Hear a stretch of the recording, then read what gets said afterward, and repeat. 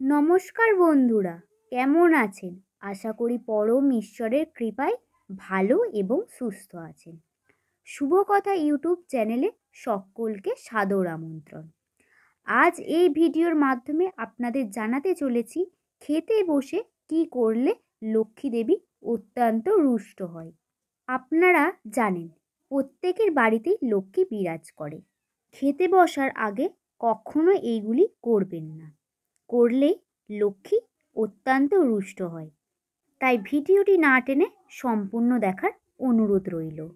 প্রথমত, খাওয়া শুরু করার আগে প্রণাম করে তবেই খাবেন এবং ধীরে ধীরে খাবেন। দ্বিতীয়ত, খেতে বসে সম্পূর্ণ খাবার শেষ না করে উঠে যাওয়া একবারেই উচিত নয়। তার অর্থ, যদি উঠে যান তাহলে খাবারকে অপমান করা। তৃতীয়ত, খেতে বসে পা দোলানোর অভ্যাস অত্যন্ত খারাপ। এতে মা লক্ষ্মী খুবই অসন্তুষ্ট হন, ফলে বাড়িতে অন্নের অভাব দেখা দিতে পারে। তাই খেতে বসে পা দোলানোর অভ্যাস ত্যাগ করুন। চতুর্থ, অনেকেই দেখা যায় গামছা পরে খেতে বসেন। এটি একদমই করা যাবে না। এর ফলে সংসারের দারিদ্র্য কমে না। যতই অর্থ উপার্জন করুন না কেন, অভাব পিছু ছাড়বে না। তাই লক্ষ্মী দেবীকে অত্যন্ত ভক্তি শ্রদ্ধার সাথে পূজিত করুন, তবেই বাড়িতে লক্ষ্মী বিরাজ করবে। পঞ্চম, খাবারের থালায় আঁকিবুকি কাটা একেবারেই অনুচিত।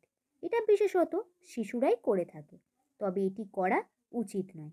তাই শিশুরা যদি করে তাহলে অবশ্যই আপনারা তাদেরকে বারণ করবেন। এতে ঘরে অভাব প্রবেশ করে, তাই তাদেরকে সচেতন হতে বলুন। এতে লক্ষ্মী দেবী অত্যন্ত রুষ্ট হন। ষষ্ঠ, খাবারের শেষে থালা চেটে খাওয়া একেবারেই উচিত নয়। এতে মা লক্ষ্মী খুবই কুপিত হন। এতে লক্ষ্মী দেবী রুষ্ট হন, ফলে সংসারে অভাব, অনটন, রোগ ইত্যাদি দেখা যায়। সপ্তম, খাবার যেটুকু প্রয়োজন সেটুকুই নিন। খাবার নষ্ট করা একেবারেই বর্জনীয়। নষ্ট করলে মা লক্ষ্মী দেবী অত্যন্তই রুষ্ট হন। তাই লক্ষ্মী দেবীকে শ্রদ্ধার সাথে পূজিত করুন বাড়িতে, তবেই লক্ষ্মী বিরাজ করবে। ভিডিওটি এই পর্যন্তই। ভালো লাগলে অবশ্যই লাইক কমেন্ট করবেন এবং ভালো লাগলে অবশ্যই চ্যানেলটির পাশে থাকবেন। ভালো থাকবেন, সুস্থ থাকবেন, সাবধানে থাকবেন। দেখা হবে পরবর্তী কোনো ভিডিওতে। ধন্যবাদ।